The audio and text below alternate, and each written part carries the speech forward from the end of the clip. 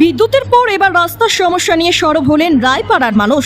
জানা গেছে গোলাঘাটি বিধানসভার জম্পইজোলা মহকুমার অন্তর্গত রায়পাড়ার মানুষের যাতায়াতের একমাত্র রাস্তাটি দীর্ঘ অনেক বছর ধরে বেহাল অবস্থায় পরিণত হয়ে আছে।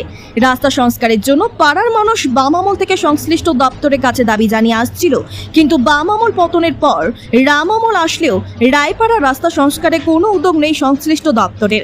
রায়পাড়া রাস্তাটি কাঞ্চনমালা থেকে রায়পাড়া হয়ে মণিপুরি বস্তি পর্যন্ত গিয়েছে।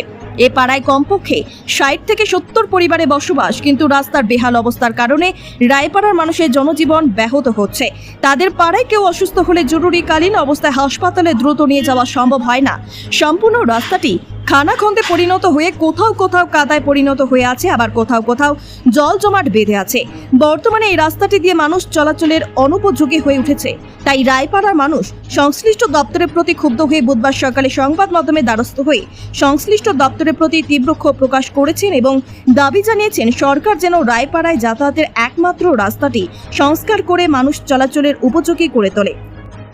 সমস্যা এদিকে তোমরা এখানে গত দীর্ঘদিন যাবৎ রাস্তার সমস্যা, মানে আমরা যে বড় শুরু থেকে বড় হয়েছি ওই এই রাস্তায় এইরকমই দেখতেছি, অহনুমত এইরকমই আছে। তো কোনো ওই ঠিক করে না, এটা আমরা অনেক ডিপার্টমেন্টের মধ্যে জানাই যাচ্ছি, কেউ করতেছি, কোনো কাজ হইতেছে না।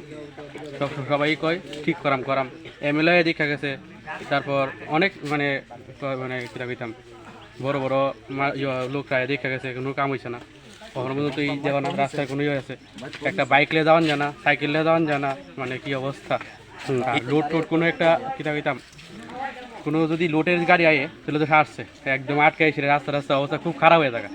এরকমই চলতেছে আর কি আর করাম। কয় পরিবার আছে এই পাড়াতে? এখানে তো আছে 60-65 পরিবার মতন আছে।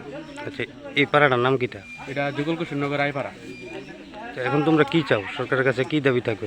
আমরা ওখানে এতটুকুই দাবি যে আমরা রাস্তাঘাটটা ঠিক করে দেখ, যাতে যাওয়া আসার লিগে সুবিধা হয়, বাচ্চা আরে খোলা পাইন বা সবাই কাজের সন্ধানে যাইতে পারে। রাস্তা ছাড়া তো আর কিছু হইতো না, স্কুলও যাইতে পারে না। আপনি কি খুঁজছেন বিশুদ্ধ পানীয় জল? তাহলে আজই বেছে নিতে হবে অত্যাধুনিক প্রযুক্তি ও পরীক্ষা নিরীক্ষার মাধ্যমে প্রস্তুতকারী পানীয় জল একমি। বিশুদ্ধ জলে সুস্থ জীবনের মূল চাকাঠি। Acme packaged drinking water. Bureau report, news Tripura 24।